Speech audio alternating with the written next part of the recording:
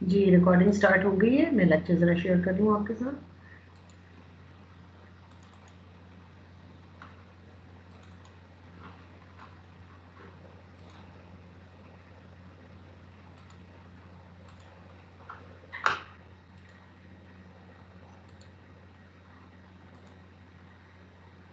ये lecture slides मैंने आपके साथ शेयर किए हैं, आपको नजर आ रही हैं?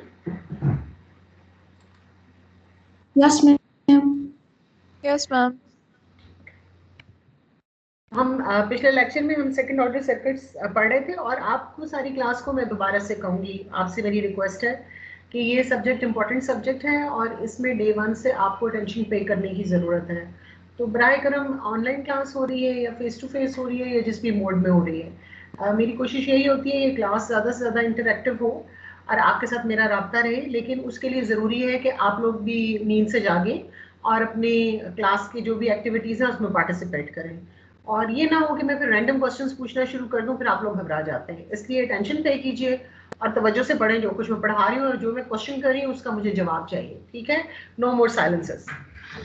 तो हम सेकंड ऑर्डर सर्किट्स पढ़ रहे थे और सेकंड ऑर्डर सर्किट्स में हमने कहा कि दो एनर्जी स्टोरेज एलिमेंट्स हों जो या तो अलग अलग हो, यानी एक एल हो एक सी हो, या वो इस किस्म के हों कि एल और सी जो है उनकी सिंप्लीफिकेशन पॉसिबल ना हो, यानी सी जो है वो इस तरीके से कनेक्टेड हो कि उनको सीरीज या पैरेलल कॉम्बिनेशन के जरिए सिंप्लीफाई ना किया जा सके, या इंडक्टर इस तरीके से कनेक्टेड हो। तो फिर हम अगर इन सर्किट्स के सोल्यूशन के लिए इक्वेशन बनाएंगे तो वो डिफरेंशियल इक्वेशंस बनेंगी और डिफरेंशियल इक्वेशंस भी ऐसी बनेंगी जो कि सेकंड ऑर्डर डिफरेंशियल इक्वेशंस होंगी।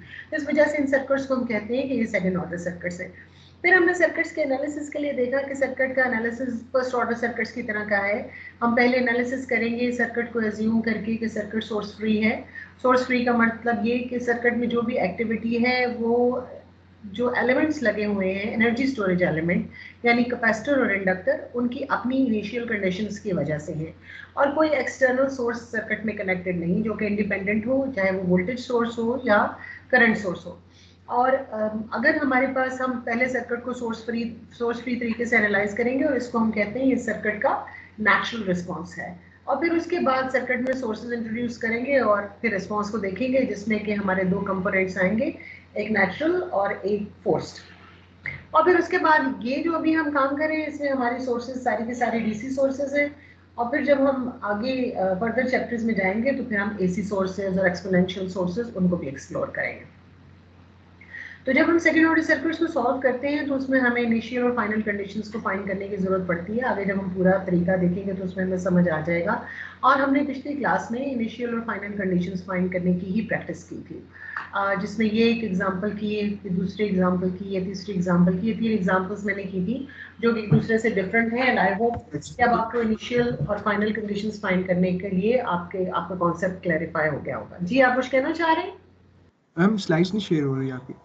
अच्छा, मुझे तो बच्चे बता रहे हैं कि हो रही हैं। मैम हो रही है मैम शेयर। शायद मेरे एंड में मसला, मैं देख लेता हूँ। आप दोबारा से जरा लीव करके दोबारा एक्सेस करके देखो। Okay ma'am.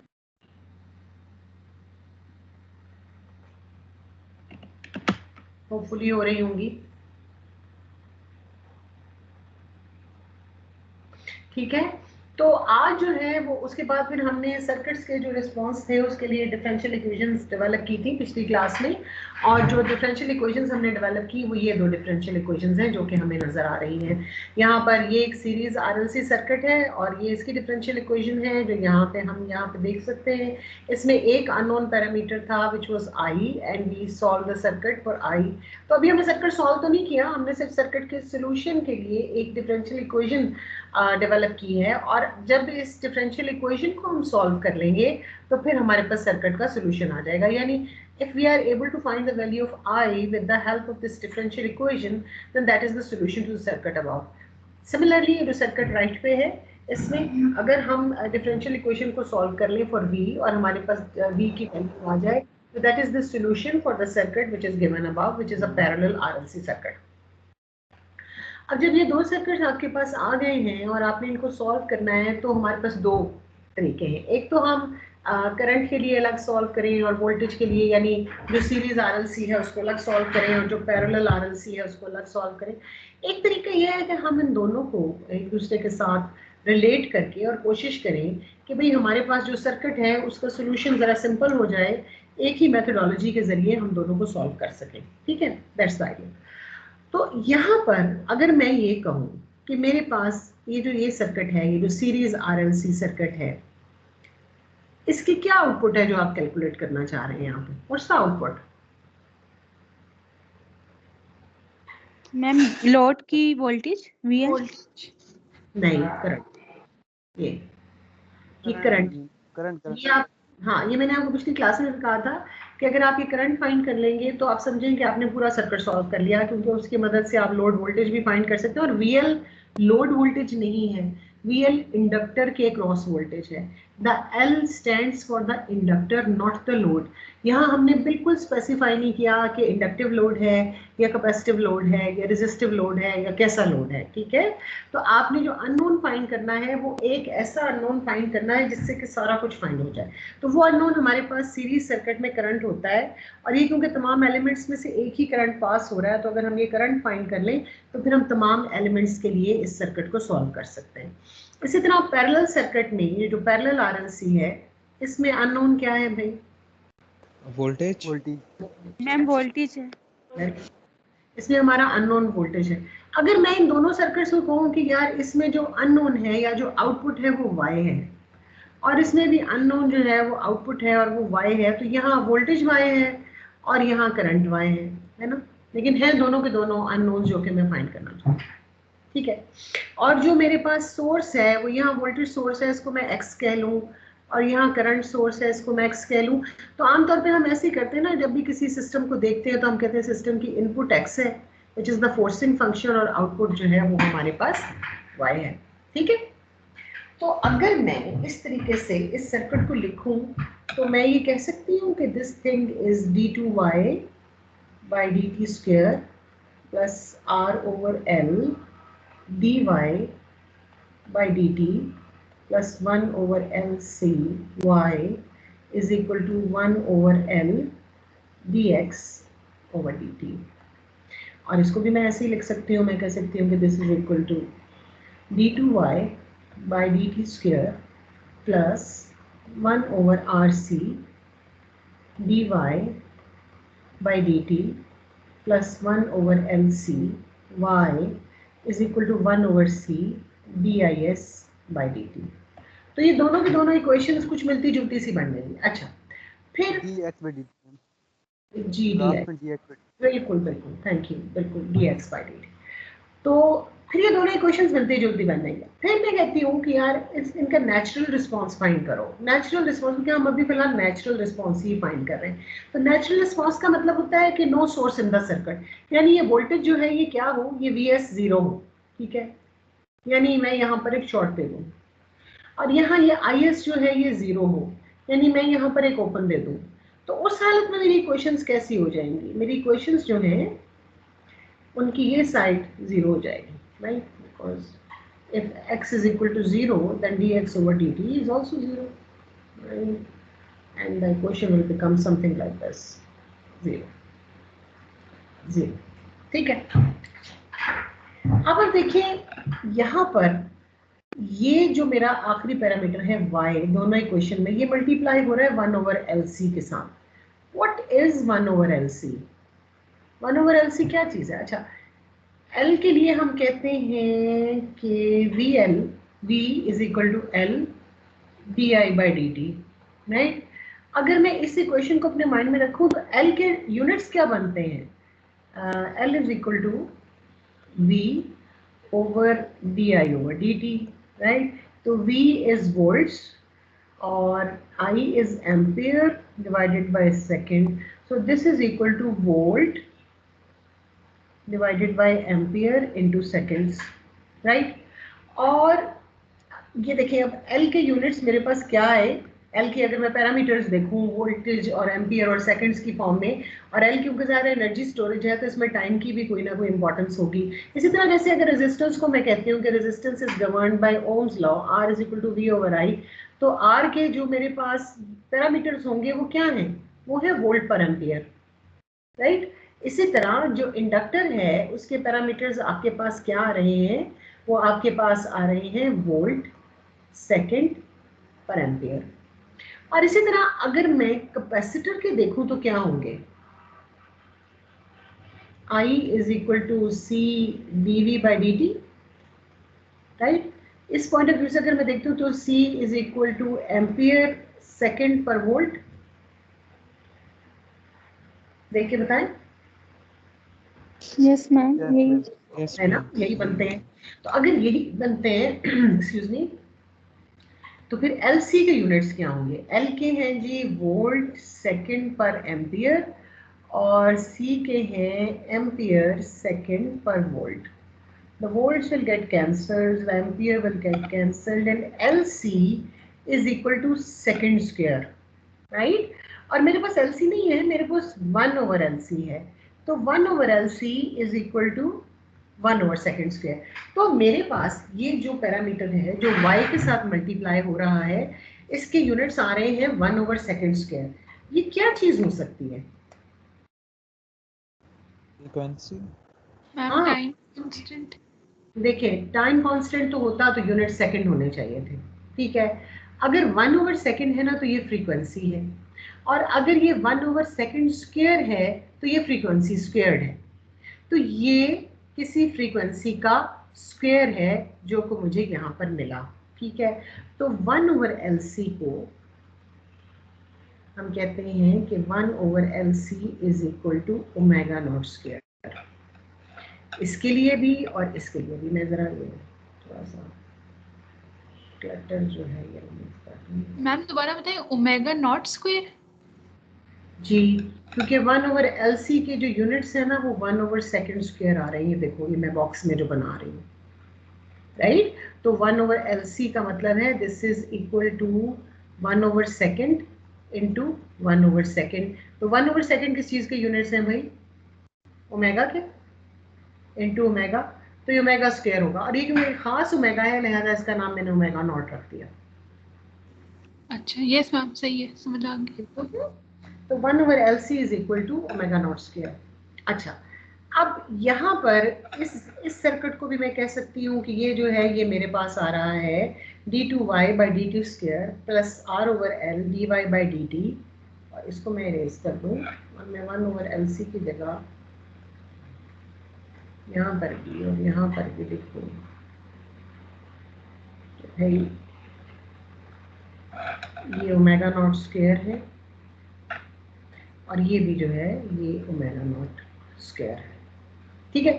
तो अब अगर मैं इसको इस तरह लिखूं तो देखो दोनों इक्वेशंस जो हैं वो तकरीबन एक दूसरे से मिलती जुलती बनने लग पड़ी हैं। फर्क क्या है? r ओवर l का फर्क है और 1 ओवर RC का फर्क है। r ओवर l में कुछ फेमिलियर लगता है? l ओवर r से वाकिफ हो? No. l ओवर r क्या मैम, था? मैम तो इम्पीडेंस। तो टाइम इम्पीडेंस नहीं बेटा, L over R time constant था। अगर आपको याद हो तो RL सर्किट्स का टाइम यस मैम, ठीक है L ओवर R। जी मैम। अगर L over R time constant था तो R ओवर L के यूनिट्स क्या होंगे? मैम देखिए 1 ओवर टो के 1 ओवर सेकंड। एब्सोल्युटली, एक मिनट जरा होल्ड कीजिए।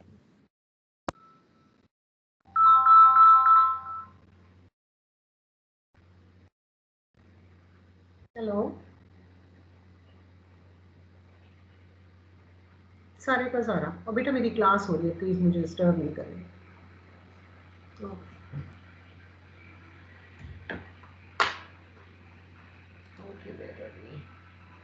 Sorry about that. अच्छा ये हमारा सारा कुछ इरेज हो गया। तो एनीवे ये जो है इस इक्वेशन को मैं लिख सकती हूँ कि this is equal to d2i by dt square, sorry d2y by dt square plus r over l dy by dt plus omega naught square y is equal to 0 provided कि vs 0 हो, ठीक है। और इस दूसरी इक्वेशन को मैं लिख सकती हूँ कि this is equal to d2y by dt square plus 1 over rc dy by dt plus 1 over LC y is equal to 0। और 1 over LC को जो है अगेन ये जो है हम वही वाली चीज़ है जो हमारे पास सीरीज RLC में थी, और ये क्या है? This is omega naught square,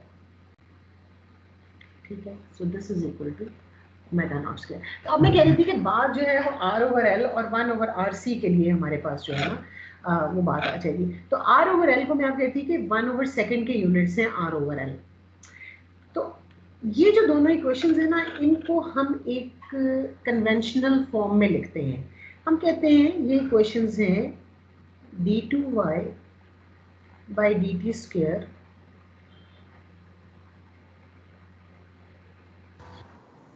अच्छा, और एक मैं आपको और बात बताना चाह रही थी कि ये इक्वेशंस जो है ना आपकी होमोजेनस इक्वेशंस हैं। होमोजेनस इक्वेशंस इस तरह से हैं कि आपके पास y के जो भी यूनिट्स हैं ओमेगा नॉट स्क्वायर से मल्टीप्लाई जब होंगे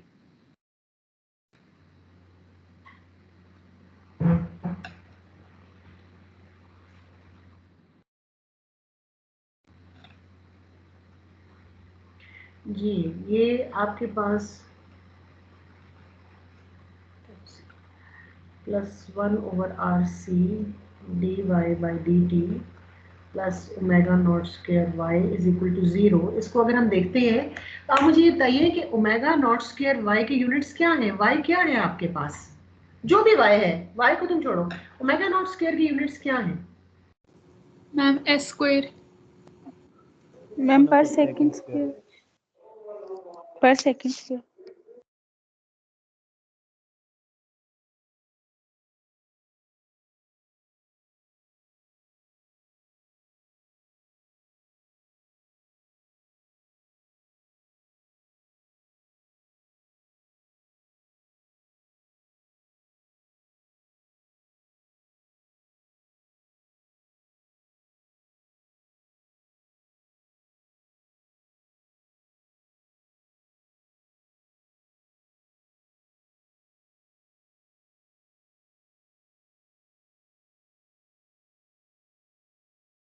जी सॉरी, ये यहाँ पे ना कोई इंटरनेट का प्रॉब्लम आ रहा है, मुझे देखने दें।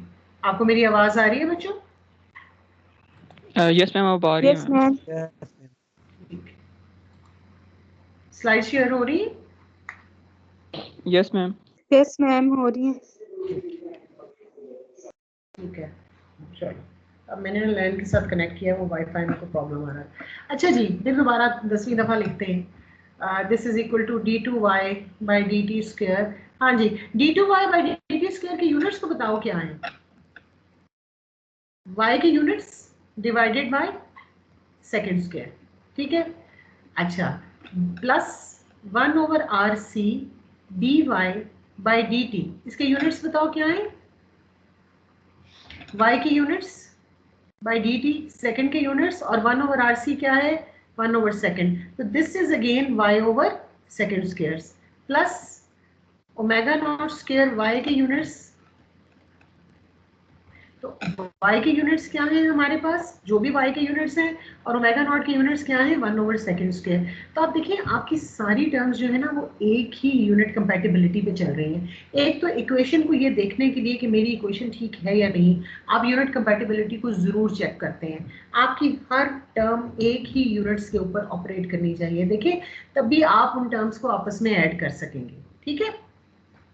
तो हम ये देख रहे थे कि ये जो इक्वेशंस हैं हमारे पास, इनको हम एक स्टैंडर्डाइज्ड फॉर्म में लिख सकते हैं कि दोनों इक्वेशंस जो हैं वो एक ही तरह से डिफाइन हो सके।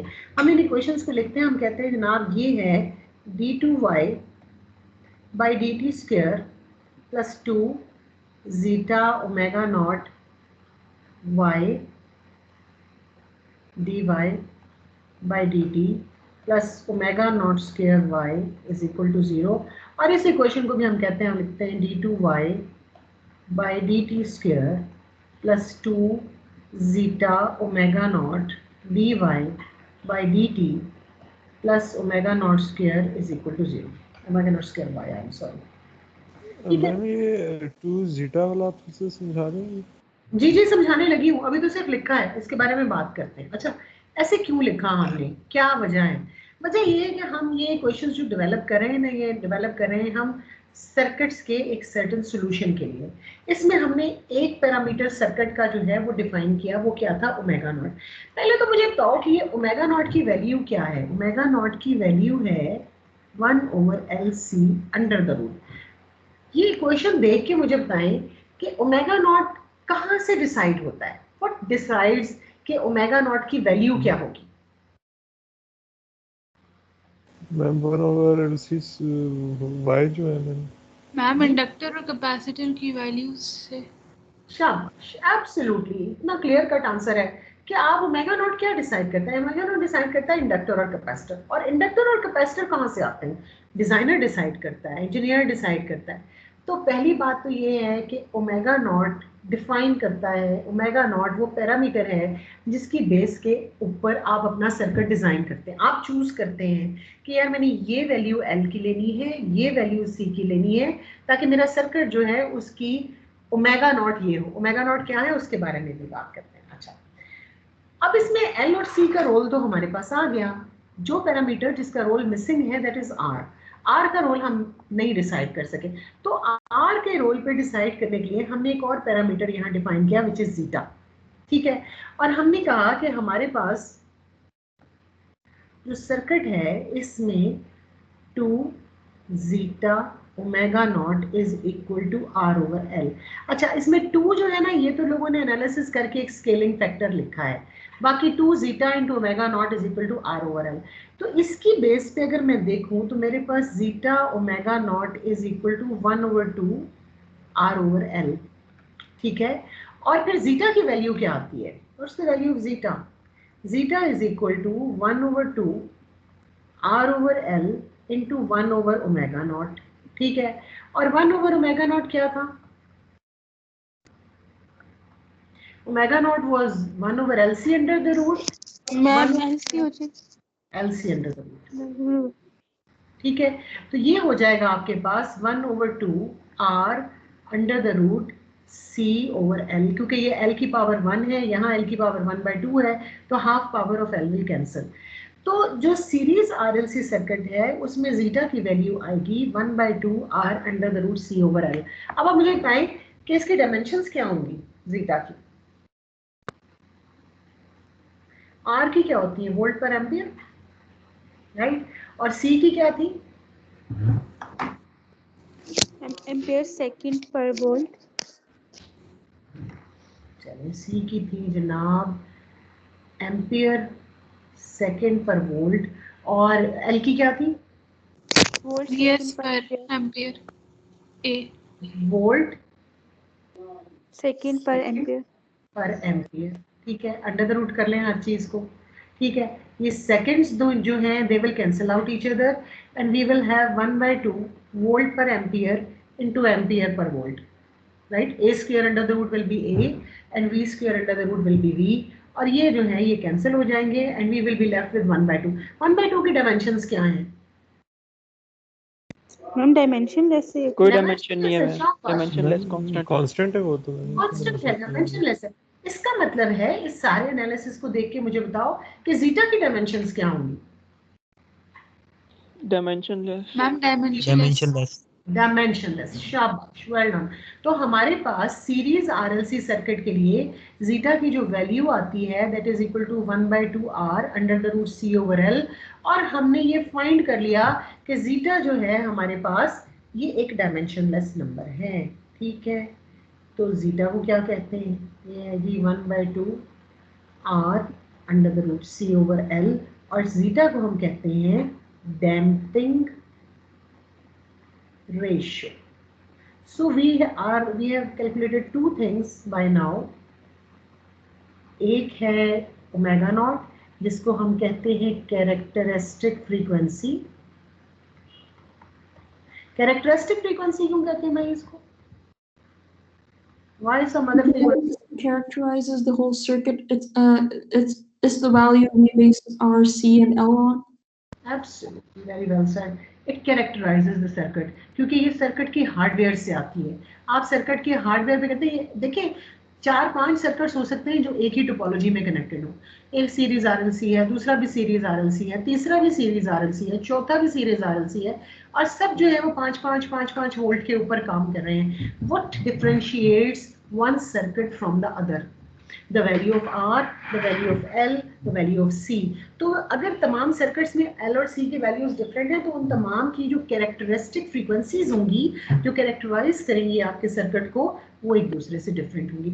Therefore, this frequency, which is because of the hardware component of the circuit, is known as the characteristic frequency. ठीक हो गया? तो सीरीज सर्किट में आप लोगों को समझ आ गई है कि मैंने दो चीजें डिफाइन की हैं, एक जीटा और एक ओमेगा नॉट, और ये दोनों की दोनों जो है ये सर्किट के हार्डवेयर से हमारे पास आती है। एक को हम कहते हैं डैम्पिंग रेशियो और दूसरे को कहते हैं कैरेक्टरिस्टिक फ्रीक्वेंसी। बास कंडीशंस में इसको क्रिटिकल फ्रीक्वेंसी भी कहा जाता है, लेकिन यहाँ पर हम फिलहाल इसको कैरेक्टरिस्टिक फ्रीक्वेंसी कहेंगे। अब अगर मैं पैरेलल आरएलसी पे आ जाऊं तो यहाँ 2 जीटा ओमेगा नॉट की वैल्यू क्या आ रही है? मैम एक्सक्यूज मी मैम, ये जो जीटा है ये जीटा किस पे डिपेंड करेगा? आपने ओमेगा नॉट तो बोला है कि एलसी पे डिपेंड करेगा, जीटा किस पे डिपेंड करता है? जीटा की मैंने इक्वेशन लिखी है, मुझे देख के बताइए जीटा किस पे डिपेंड करेगा? ये तीनों फैक्टर पे डिपेंड करता है, रेजिस्टेंस, कैपेसिटेंस और इंडक्टेंस, तीनों पे डिपेंड करता है या फिर सिर्फ एक पे, किसी पे? आपके सामने इक्वेशन लिखी हुई है, आप बताएं। मैम लगता तो है तीनों पे है, लेकिन मैंने बुक पे देखा है तो रेजिस्टेंस बता रहा नहीं है, ये साइंस है, ये इंजीनियरिंग है, इसमें लगता कुछ नहीं है। तो मुझे देख के बताओ, तुम्हारा ख्याल है ये किस पर डिपेंड करता है? तीनों पे। तीनों पर डिपेंड करता है, ठीक है। अब इसके बाद में तुम्हें कहती हूँ यार तुमने सर्किट डिजाइन करना है और कैरेक्टरिस्टिक फ्रीक्वेंसी तो एक खास हो और डैम्पिंग रेशियो ये हो, तो तुम फिर क्या करोगे? तुम कैरेक्टरिस्टिक फ्रीक्वेंसी तो चूज करोगे एल और सी की वैल्यूज लेके, लेकिन एक दफा तुमने कैरेक्टरिस्टिक फ्रीक्वेंसी के लिए एल और सी की वैल्यूज चूज कर ली तो तुम्हारी कैरेक्टरिस्टिक फ्रीक्वेंसी तो डिसाइड हो गई, लेकिन तुम अब एल और सी चेंज नहीं कर सकते। तो तुम डैम्पिंग रेशियो क्या चीज चेंज करके हासिल करोगे? रेजिस्टेंस। रेजिस्टेंस, ठीक हो गया। ये डिजाइन के स्टेप्स होते हैं कि आप एक पैरामीटर को लेके दो हार्डवेयर कंपोनेंट्स डिजाइन करते हैं, उसके बाद दूसरे पैरामीटर को लेके तीसरा हार्डवेयर कंपोनेंट डिजाइन करते हैं, और इसी तरह आपका डिजाइन जो है ना वो बिल्डिंग ब्लॉक्स की तरह बिल्ड होता चला जाता है, ठीक है। तो आपके पास जीटा में डेफिनेटली चॉइस है, आर को बदल के जीटा बदल लें, सी को बदल के जीटा बदल लें, एल को बदल के जीटा बदल लें, लेकिन अगर इस जीटा के साथ क्रिटिकल फ्रीक्वेंसी के ऊपर कोई कंस्ट्रेंट है कि भाई ये सर्टेन क्रिटिकल फ्रीक्वेंसी लेनी है और इसमें तुमने कैपेसिटर 1 माइक्रोफैराड का लगाना है, तो फिर तुम्हें कंस्ट्रेंट आ गई कि ये कैपेसिटर है और ये क्रिटिकल फ्रीक्वेंसी है, तो बस फिर यही इंडक्टर हो सकता है। तो फिर इस डैम्पिंग रेशियो के लिए यही सर्टेन वैल्यू है रेजिस्टेंस की जिसके ऊपर के मैंने काम करना है। तो ये डिपेंड करता है कि आपके पास डिजाइन में ना कितने ज्यादा प्ले करने की जगह है, उस हिसाब से आप अपनी वैल्यूज चूज कर ले। ठीक हो गया? ओके मैं समझ गया। तो ये सारे डिजाइन हैं। 2 जीटा ओमेगा नॉट जो है ना यहाँ पर इस हालत में दिस इज 1/RC, ठीक है। तो जीटा की वैल्यू क्या है? जीटा की वैल्यू है जी 1/2 1/RC इंटू 1/ओमेगा नॉट, और 1/ओमेगा नॉट अभी आप लोगों ने बताया था क्या था, 1/2 इंटू 1/RC, और आपके पास जो है वो 1/ओमेगा नॉट। अब मैम और दूर क्यों जाएं, हम क्यों ज़्यादा आगे जाके चीज़ों को करने की कोशिश करें। ये देखो 1/RC के यूनिट्स क्या हैं?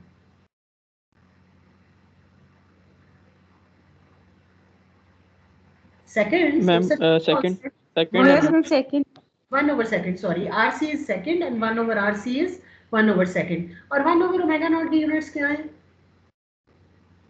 Ma'am omega naught second. तो ये हो जाएगा 1/2 इंटू 1/second इंटू सेकंड। तो ये क्या आ गया? ये वाला जीटा भी क्या है मैम? डायमेंशनलेस। ये भी डायमेंशनलेस मैम। एब्सोल्युटली, शाबाश। तो इसका मतलब है कि मेरे पास यहाँ पर, और जीटा की वैल्यू क्या होगी मेरे पास जब है वो पैरेलल आरएलसी होगा। सीरीज आरएलसी के लिए तो 1/2 R√C/L आ गया। अब हम पैरेलल के लिए चेक कर लेते हैं।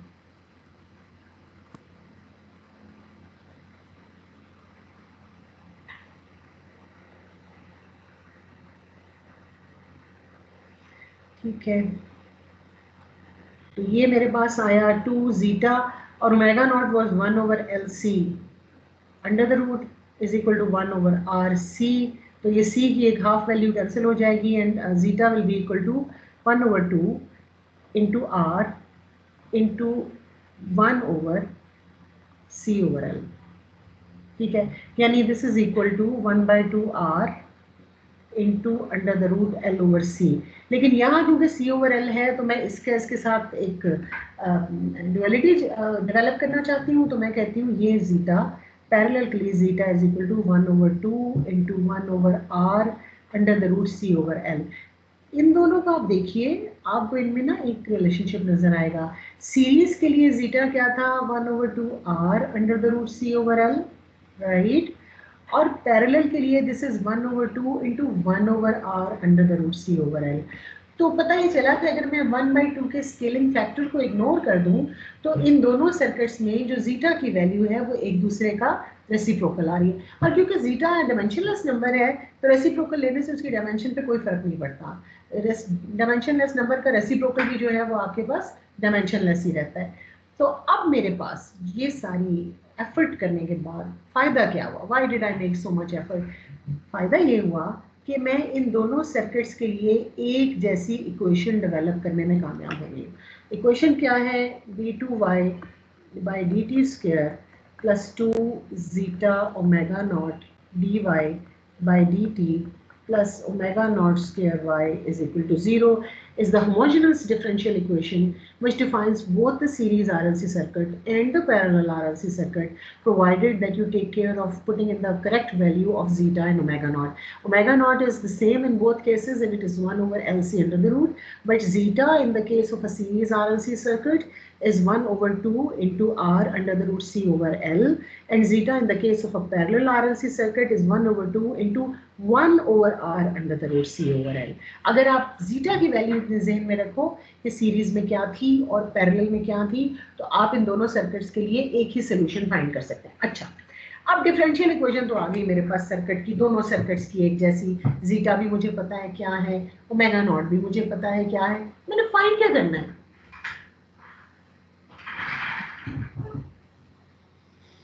मैम करंट फाइंड करना है सीरीज के लिए और पैरेलल के लिए मैम वोल्टेज। y फाइंड करना है बेसिकली। एब्सोल्युटली, मैंने y फाइंड करना है, ठीक है।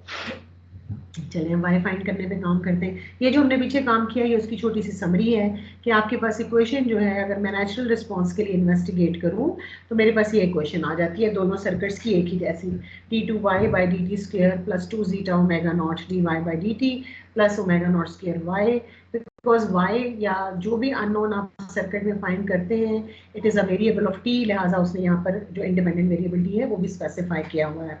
और ओमेगा नॉट की वैल्यू दोनों केसेस में 1/LC अंडर द रूट है, जबकि सीरीज RLC सर्किट के लिए zeta is equal to 1/2r under the root c over l, और पैरेलल RLC सर्किट के लिए zeta is equal to 1/2 into 1/r under the root c over l। ठीक है, are we good so far? अभी तक समझ आ गया?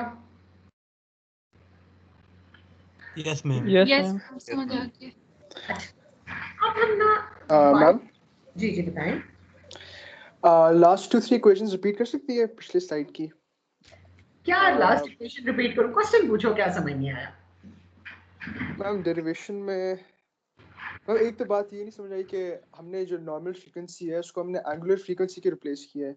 ये बात मुझे क्लिक नहीं कर रही, क्योंकि जो चार्जेस की फ्लो होता है वो तो लीनियरली फ्लो कर रहा है इन द सर्किट, तो उसमें से एंगुलर की जो स्टोरी है वो किधर से आ गई? आई मीन ये मुझे आपका एंगुलर फ्रीक्वेंसी जो है वो नॉन लीनियर है? नहीं नॉन लीनियर नहीं है, बट मेरी बात angularly like in a motion, in a circular motion जा रही है। एक मेरी बात, ये आपके पास फ्रीक्वेंसी है इस तरीके से रिप्रेजेंट करना, और ये है फ्रीक्वेंसी इस तरीके से रिप्रेजेंट करना, क्या फर्क है इन दोनों में? फर्क नहीं है, सिर्फ रिप्रेजेंटेशन का फर्क है, ठीक है। और omega naught is equal to radians per second, ठीक है, और रेडियन अ डायमेंशनलेस नंबर, ठीक है। सो ओमेगा नॉट के जो यूनिट्स हैं they are 1/2 because omega is equal to 2 pi f। ये एंगुलर में कन्वर्ट करने के लिए ये it is very much linear, कोई इसकी लीनियरिटी पे कोई इशू नहीं है। और ओमेगा की यूनिट्स और f के यूनिट्स सेम होंगे, क्योंकि 2 पाई के यूनिट्स क्या है भाई? नो यूनिट, डायमेंशनलेस कांस्टेंट है। Dimensionless number. प्लीज अपने आप को कंफ्यूज ना करें, सिर्फ चीजों को ना रिप्रेजेंट करने का एक तरीका है। लेट्स से मैं कहती हूँ यहाँ पर जो है ना, ये मैंने इस तरीके से फ्रीक्वेंसी बनाई और ये मैंने इस तरीके से फ्रीक्वेंसी बना दी, और मैं क्लेम करती हूँ कि दोनों ठीक है। इसकी भी एक वैल्यू है 5 और यहाँ पे मेरा जो वेक्टर है ना वो 5 पे आके खत्म हो। लेकिन दोनों ठीक है, जीरो का फेज शिफ्ट है या जो कुछ भी है, मैंने एक जैसी चीज़ें दोनों, कोई फर्क, रिप्रेजेंटेशन का फर्क है, ये एंगुलर फ्रीक्वेंसी और लीनियर फ्रीक्वेंसी, बिल्कुल don't let this thing torture you. Omega is equal to 2 pi F, मैं कहीं आपको एंगुलर फ्रीक्वेंसी के चक्रों में लेके नहीं जाऊंगी, आप ओमेगा को ना साइक्लिक फ्रीक्वेंसी समझो बस, साइनोसॉइड। जब मैं ओमेगा की बात करती हूँ ना तो मैं किसी साइनोसॉइड की फ्रीक्वेंसी की बात करती हूँ, बस दैट इज इट। अगर आप उसको 2 पाई से डिवाइड कर लें तो हर्ट्ज में लिख लें, अगर नहीं करते वैसे ही लिखना चाहते हैं तो रेडियंस पर सेकंड में लिख लें, मेरे लिए बिल्कुल कोई मसला नहीं है। ठीक हो गया? ठीक है मैम, थैंक यू। ठीक है, और बताओ कौन सी ये इस स्लाइड पे कौन सी चीज़ है जो मैं दोबारा एक्सप्लेन करूँ? मैम एक दफ़ा इक्वेशंस जो आपने जो लिखी है ना डैम्पिंग रेशियो से ऊपर वाली रेड में जो दो इक्वेशंस ये लिखी है सीरीज वाली और पैरेलल की जो 3 राइट में रेड में लिखी है, ये एक दफ़ा आप समराइज कर दे जल्दी से, तो थोड़ा बहुत मुझे तो प्रॉब्लम्स हो रही थी कि कैसे डिराइव हुआ। कुछ भी नहीं, मैंने कहा कि दोनों इक्वेशंस को इस तरह से रिप्रेजेंट कर लो, इस तरीके से, इस इक्वेशन के जरिए दोनों सर्किट्स को। अच्छा, लेकिन दोनों सर्किट्स को जब तुम इस तरीके से लिखोगे तो ये इसकी इस इक्वेशन को ऐसे लिखा है मैंने, और ये जो है ये जो ऊपर व्हाइट में इक्वेशन है उसको लिखा है। तो मैंने कहा दोनों को टैली करके VS अगर 0 हो और IS अगर 0 हो तो इक्वेशन ऐसे लिखी जा सकती है। तो अगर मैं इनको कंपेयर करूं तो ओमेगा नॉट की वैल्यू 1/LC आती है, और अगर कंपेयर करूं तो जीटा की वैल्यू पैरेलल RLC के लिए ये आती है जो इस बॉक्स में लिखी है जिसमें मैंने ये स्टार बनाया है, और सीरीज RLC के लिए ये आती है जो इस बॉक्स में लिखी है जिसमें मैंने डबल स्टार बनाया है। अच्छा, so बेसिकली फार्मूलाज सब्स्टिट्यूट किया आपने फार्मूला ओमेगा के फ्रीक्वेंसीज के जो तो जब आप इसे सॉल्व कर रहे होगे ना तो बस अपने माइंड में ये रखना कि यार मैं सीरीज RLC सॉल्व कर रहा था या मैं पैरेलल RLC सॉल्व कर रहा था, ताकि मैं एप्रोप्रिएट जीटा रिप्लेस कर सकूं। मैं मेरा एक क्वेश्चन है यहाँ पर, आपने ये बोला है जो ये फ्रीक्वेंसी है ये हम साइनोसाइडल कंसीडर करेंगे, तो हम जो सोर्स दे रहे हैं वो तो हमारे पास DC सोर्स है, तो साइनोसाइडल फ्रीक्वेंसी कैसे आ गई वाली? वाह वाह वाह, कितना अच्छा सवाल किया आपने। ठहरे, ये देखो मेरी बात सुनो, ये एक इंडक्टर लगा हुआ है और ये एक कैपेसिटर लगा हुआ है, ठीक है। सोर्स तो जो भी है, हम कहते हैं इनके ऊपर इनिशियल कुछ एनर्जी थी और इंडक्टर की एनर्जी जो है ना वो कैपेसिटर से ज़्यादा थी। अब अगर लेट्स से DC सोर्स लगी हुई थी, चलो DC सोर्स जैसे आप कह रहे हैं, एक 10 वोल्ट की DC सोर्स लगी हुई थी, हटा दी मैंने DC सोर्स यहाँ से, ठीक है, मैंने थोड़ी देर लगाए रखी, और जब कैपेसिटर और इंडक्टर जो हैं वो अपनी स्टेट जो भी उनकी स्टेडी स्टेट थी उसमें आए तो मैंने ये सोर्स हटा ली, ठीक है। अब जब मैंने ये सोर्स हटाई तो ये कैपेसिटर और इंडक्टर क्या करेंगे? What are they doing? ये एनर्जी स्टोर कर लेंगे। एनर्जी स्टोर करेंगे, और एनर्जी स्टोर क्या दोनों बिल्कुल एक जैसे एनर्जी स्टोर करेंगे या कोई ज़्यादा करेगा कोई कम करेगा? सेम करनी चाहिए आई थिंक, पता नहीं। हाँ ये देखे ना, अच्छी बात की, पता नहीं, ये दोनों अलग अलग एनर्जी स्टोर करेंगे depending on the value of their inductance and their capacitance, उनकी इंडक्टेंस और कैपेसिटेंस उसके लिहाज से, ठीक है। लेट्स से तुम्हारा इंडक्टर जो था उसने ज्यादा एनर्जी स्टोर की हुई थी, कैपेसिटर ने कम की हुई थी, तो इंडक्टर क्या करेगा? इंडक्टर थोड़ी देर के लिए इस तरफ जो है वो कैपेसिटर के अंदर चार्जिंग करंट को ड्रॉ करने की कोशिश करेगा, ठीक है। अब इस करंट की अगर मैं डायग्राम बनाऊं तो जनाब इंडक्टर ने करंट जो है वो चार्जिंग करंट सर्किट में चलाने की कोशिश की और फिर करते करते ज़्यादा हो गया, फिर जब कैपेसिटर चार्ज हो गया तो चार्जिंग करंट जो है वो 0 हो गया। अब यहाँ पे आके जब मैं इस पॉइंट पे आई हूँ तो कैपेसिटर जो है वो फुली चार्ज हो गया, कैपेसिटर फुली चार्ज हो गया लेकिन इंडक्टर डी एनर्जाइज हो गया क्योंकि वो कैपेसिटर को चार्ज कर रहा था, ठीक है। अब कैपेसिटर जो है वो क्योंकि फुली चार्ज है उसके ऊपर एनर्जी स्टोर्ड है, लेकिन इंडक्टर पे एनर्जी कम स्टोर्ड है, तो law of conservation of energy कहता है कि एनर्जी कैपेसिटर से इंडक्टर की तरफ ट्रेवल करेगी, तो कैपेसिटर ने करंट दे दिया इंडक्टर को एनर्जाइज करने के लिए, लेकिन करंट की डायरेक्शन जो है वो पिछले करंट से डिफरेंट है।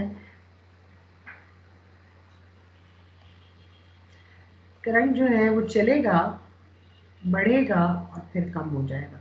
तो भाईजान ये एक साइकिल है साइनोसॉइडल आउटपुट का जो कि मुझे सर्किट में नजर आया, हालांकि सोर्स DC थी लेकिन इस वजह से एनर्जी स्टोरेज एलिमेंट्स लगे गए। समझ आया? आप ओके मैम, समझ गया, थैंक यू सो मच। कभी ये नहीं होगा, ये सिर्फ रेजिस्टेंस का काम है। ये लो, ये नहायत शरीफ किस्म का एलिमेंट है। ये जी डीसी वोल्ट है, अगर ये डीसी वोल्ट है 5 वोल्ट, तो बस इसकी वोल्टेज भी डीसी होगी और इसका करंट भी डीसी होगा। इंडक्टर और कैपेसिटर से ऐसी उम्मीद ना रखिए आप कभी भी। डीसी सोर्स हो, एसी सोर्स हो, एक्सपोनेंशियल सोर्स हो, इंडक्टर कैपेसिटर का पेयर जहां लगा होगा ना, वो वहां साइनोसॉइडल वेवफॉर्म जरूर लेकर आएगा। ये उनकी नेचर में है। वो आधा साइकिल एक दूसरे को चार्ज करता है, आधा साइकिल दूसरा पहले को चार्ज करता है, फिर आधा साइकिल एक दूसरे को चार्ज करता है, मैम आधा साइकिल। जी, अगर ये सिर्फ एक ही लगाओ, मतलब इंडक्टर लगाओ या फिर वो दूसरा कैपेसिटर लगाओ, तो फिर भी ऐसा ही होगा? क्या मतलब? अगर हमने दोनों ना लगाया, मतलब सिर्फ इंडक्टर लगाया वो सर्किट में, साथ रेजिस्टेंस हो, कैपेसिटर्स लगे और बीच में रेजिस्टर, हाँ जी बिल्कुल। देखिए, हाफ द टाइम एक एनर्जी स्टोरेज एलिमेंट दूसरे को एनर्जाइज कर रहा है और हाफ द टाइम दूसरा एनर्जी स्टोरेज एलिमेंट पहले को एनर्जाइज कर रहा है। तो उनकी जो एनर्जी एनर्जाइज करने की करंट की या वोल्टेज की डायग्राम होती है ना, वो साइनोसॉइडल शेप की होती है। आरसी सर्किट की बात कर रहा हूँ मैं। दो मतलब ना हो, कैपेसिटर दो ना हो या फिर इंडक्टर दो ना हो, एक ही हो। क्या आए हो अभी चैप्टर 8 में, उसमें एक्सपोनेंशियल राइज और फॉल होता है। Okay ma'am, thank you. ठीक है, अपने कॉन्सेप्ट्स को बिल्कुल अलग अलग कंपार्टमेंट्स में रखो, बिल्कुल क्लियर रखो। आरसी सर्किट आप अभी पढ़ कर आए हैं, उसमें बिल्कुल एक अलग काम हो रहा था। उसमें क्या था, एक एनर्जी स्टोरेज था और एक रेजिस्टेंस थी, और रेजिस्टेंस एनर्जी को डिसिपेट करती है। एनर्जी स्टोरेज एक्सपोनेंशियली राइज होता है, उसके बाद वो रेजिस्टेंस के थ्रू एक्सपोनेंशियली डिस्चार्ज होना शुरू हो जाता है या डी एनर्जाइज होना शुरू होता है। उसकी और कोई कहानी नहीं है। ये सेकंड ऑर्डर है। इसमें दो एनर्जी स्टोरेजेस लगे हैं जो आपस में भी एनर्जी एक्सचेंज करते हैं। रेजिस्टेंस तो बाद में आएगी कहानी में। तो ये वो कैरेक्टरिस्टिक फ्रीक्वेंसी है जो कि इस साइनोसॉइड की फ्रीक्वेंसी है, जिसकी मदद से कि L और C के बीच में एनर्जी एक्सचेंज होती है। क्लियर हो गया? यस मैम, 100% क्लियर हो गया। चलो गुड। अब प्लीज घर जाके ना थोड़ी सी प्रैक्टिस जरूर करना, ताकि अगर एक कॉन्सेप्ट आपको लगे ना आपके माइंड में फ्रेश है, तो उसको थोड़ा अप्लाई जरूर करें। मैंने इसीलिए बुक्स अपलोड की थी। मेरे ख्याल में मेरे पास एडिको का सोल्यूशन भी है, मैं वो भी अपलोड कर देती हूँ, तो वो आप जरूर इस्तेमाल कीजिएगा। ठीक है, तो आपके पास जीटा की वैल्यू सीरीज आरएलसी के लिए ये आई और पैरेलल आरएलसी के लिए ये आई। अब मुझे अगला क्वेश्चन आपसे, सोल्यूशन इसका किस किस्म का होगा भाई?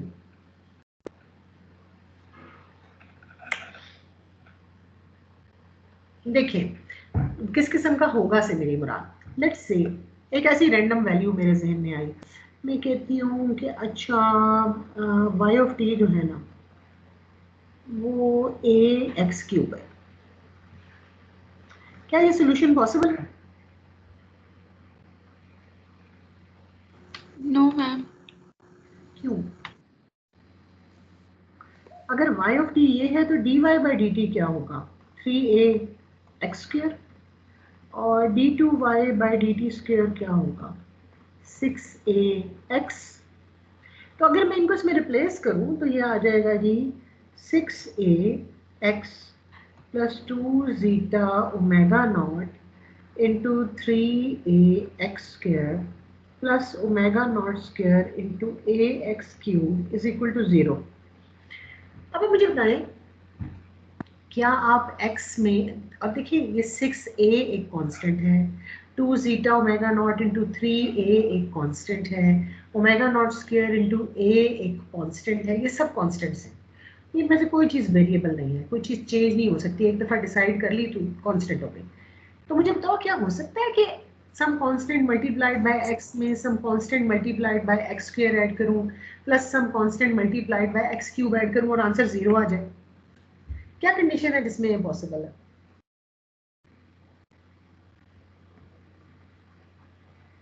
ये सिर्फ तब पॉसिबल, सॉरी रिपीट करेंगे? कांस्टेंट को 0 कर दे दो। नहीं, कांस्टेंट 0 नहीं हो सकते। कांस्टेंट कहां से आए? अभी एक कांस्टेंट मैम ये क्वेश्चन ही समझ आया मैम, क्या मैम मैं कंडीशन रिपीट करेंगे अभी जो आप बोल रही थी? जी मैं बताती हूँ, कोशिश करती हूँ कि बात अपनी समझाऊं। मैं ये कहने की कोशिश कर रही हूँ कि जब तक आपकी सारी टर्म्स एक जैसी नहीं होंगी, आप उन्हें ऐड करके 0 का आंसर नहीं ले सकेंगे।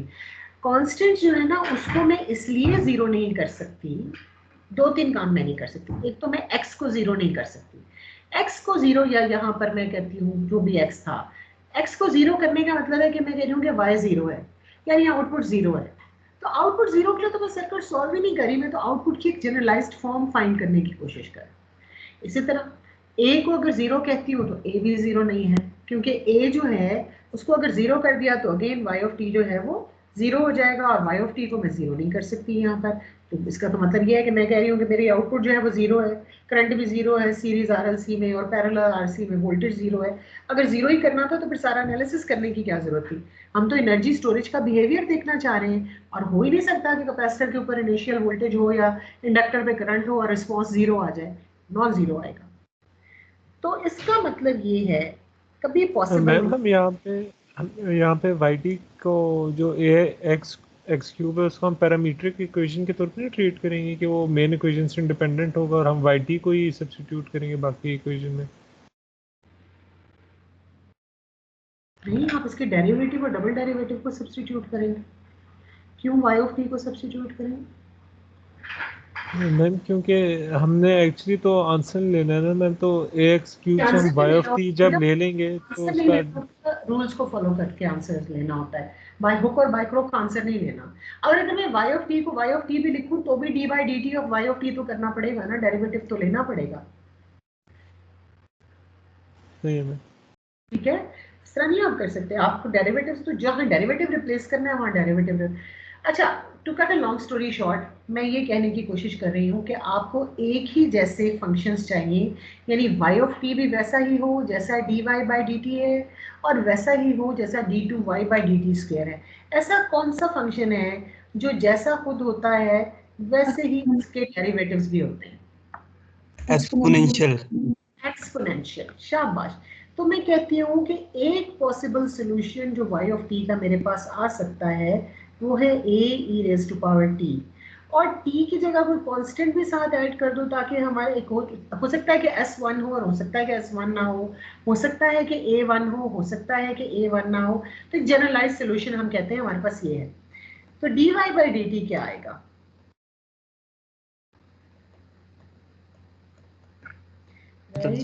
एस नीचे उतर जाएगा ना, और d2y बाई dt स्क्वायर जो है वो आएगा a s square e raise to power st।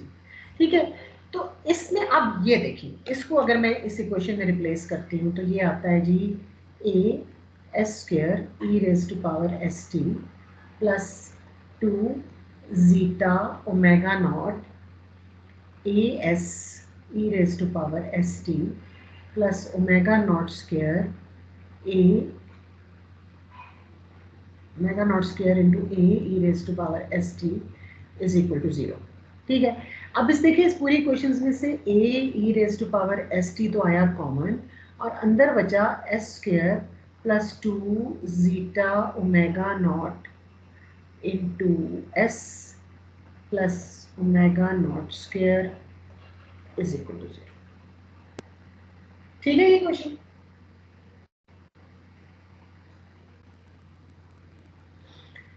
Hazrat yes ma'am. ठीक हो गया। अब इस इक्वेशन को हम सॉल्व क्यों कर रहे हैं? इसको हम सॉल्व करें सोल्यूशन के लिए, और सोल्यूशन के लिए मुझे क्या चाहिए? I need the value of a and I need the value of s। ठीक है, अब ये जो इक्वेशन है जिसको मैं इस वक्त इस बॉक्स में बंद कर रही हूँ, इस इक्वेशन का क्या मतलब? इस इक्वेशन का मतलब कि या तो a 0 है, या e raise to power st 0 है, या s square plus 2 zeta omega naught s plus omega naught square 0 है। क्या a 0 हो सकता है? नहीं, आपने पहले नो बताया मैम, है ना? No, a ma'am. 0 किया तो फिर तो सोल्यूशन ही 0 हो जाएगा। तो a e raise to power st तो 0 हो नहीं सकता, तो हम कहते हैं s square plus 2 zeta omega naught s plus omega naught square जो है ये क्या है? 0। ये तुम देखो, ये मेरे पास एक सीधी सादी क्वाड्रेटिक अलजेब्रिक इक्वेशन आ गई है, और ऐसी अलजेब्रिक इक्वेशन आई है जिसमें मुझे जीटा भी पता है और मुझे ओमेगा नॉट भी पता है, सिर्फ मुझे क्या नहीं पता? एस नहीं एस पता। Ma'am, S. एब्सोल्युटली। तो जिस तरह मैं x के लिए सॉल्व करती थी इस तरह मैं s के लिए सॉल्व कर लूंगी, और जब s के लिए सॉल्व करूंगी तो मुझे s पता चल जाएगा, और वो s मैं यहाँ रिप्लेस करूंगी और मेरा आधा मसला हल हो जाएगा। यानी सोल्यूशन में मुझे दो चीजें फाइंड करनी थी ना, एक ए फाइंड करना था और एक एस फाइंड करना था, तो मैं इस इक्वेशन की मदद से एस फाइंड करूंगी एंड आई एम डन।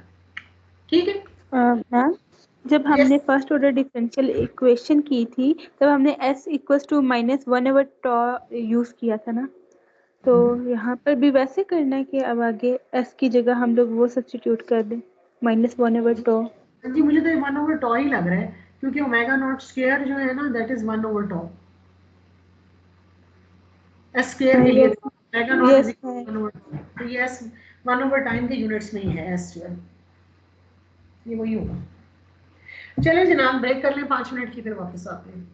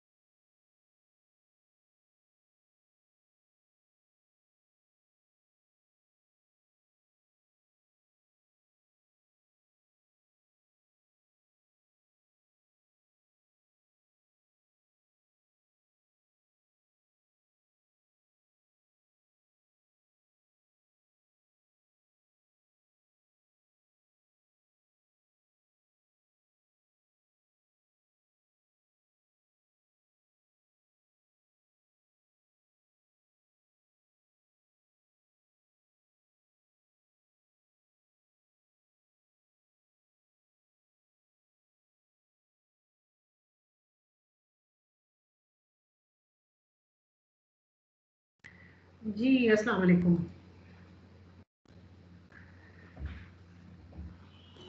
वालेकुम सलाम मैम। चलो जी, ये लेक्चर स्लाइड्स नजर आ रही है ना बच्चे? Yes ma'am. चलो, तो अब हमारा Yes, ma'am. ऑब्जेक्टिव, जी जी बताएं, कुछ पूछना है? अच्छा, अब हमारा ऑब्जेक्टिव जो है वो ये कैरेक्टरिस्टिक इक्वेशन सॉल्व करना है ताकि s मेरे पास आ जाए। तो ये सीधी सादी क्वाड्रेटिक इक्वेशन है, इसको मैं सॉल्व करती हूँ तो s जो है that will be equal to -2 zeta omega naught plus minus under the root 2 zeta omega naught whole square -4 omega naught square over 2, right? And that will give me a value of s is equal to -2 zeta omega naught, और अंदर से 4 omega, sorry plus minus 4 omega naught जो है वो दोनों terms में से common आएगा, 4 ओमेगा नॉट स्क्वायर, तो उसको जब बाहर लूँगी तो वो 2 ओमेगा नॉट हो जाएगा और ये रह जाएगा zeta square -1 divided by 2, and all the 2's will cancel each other and I'll be left with minus zeta plus minus zeta square -1 and the whole term multiplied by omega naught। तो s की जो values हैं वो आपके पास depend करती हैं zeta के ऊपर और ओमेगा नॉट के ऊपर। अब ना मुझे बताइए कि आपके पास रूट्स की क्या क्या पॉसिबिलिटी है, किस किस तरह की रूट्स आ सकती हैं। मुझे बताओ, अगर zeta जो है वो ग्रेटर देन 1 हो तो रूट्स कैसी होंगी?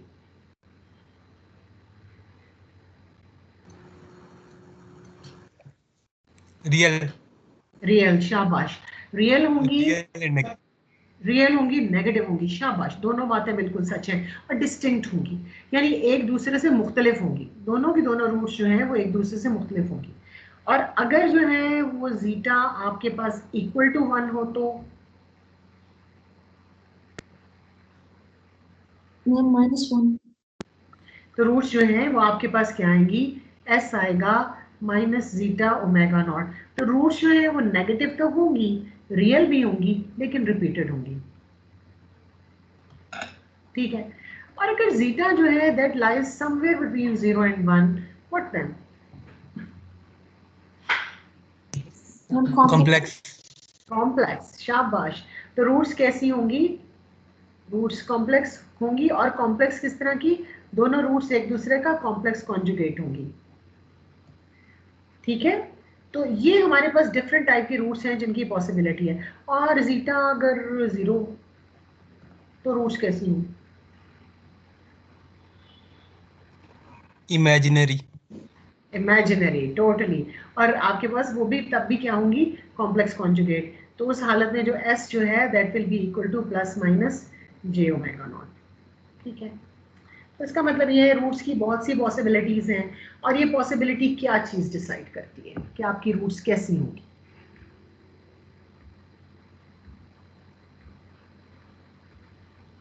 ये चीज जीटा डिसाइड करती है, जीटा पे हम सारे के सारा बोझ डाल रहे हैं ना, जीटा ये हो तो क्या होगा, जीटा वो हो तो क्या होगा। तो आपकी रूट्स की नेचर कैसी होगी, वो रियल होंगी, इमेजिनरी होंगी, रिपीटेड होंगी, नॉन रिपीटेड होंगी, कॉम्प्लेक्स कॉन्जुगेट होंगी, कैसी होंगी, ये चीज क्या डिसाइड करता है, जीटा। इस वजह से जीटा को हम कहते हैं, ये क्या है, this is known as the damping ratio, ठीक है। अब हमारे पास रूट्स आ रही हैं 2। हम कह रहे थे कि हमारे पास y is equal to A E raise to power S T हमारे पास सोल्यूशन है। अब रूट्स तो 2 आ रही हैं, क्वाड्रेटिक इक्वेशन सॉल्व की तो 2 रूट्स आ रही हैं, S1 और S2, ये वाली, ठीक है।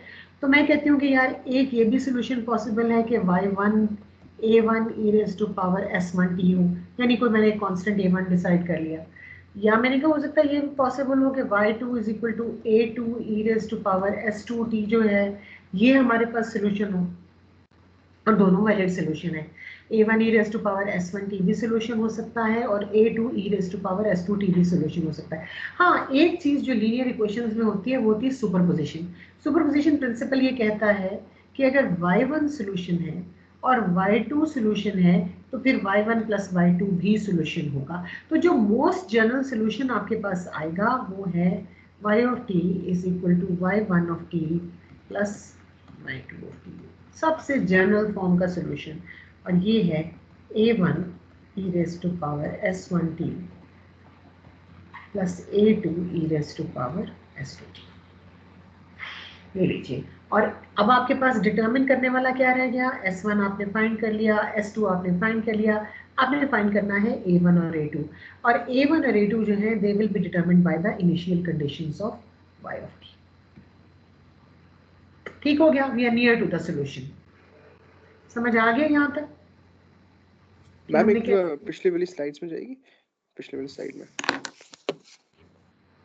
चीज देखेंगे।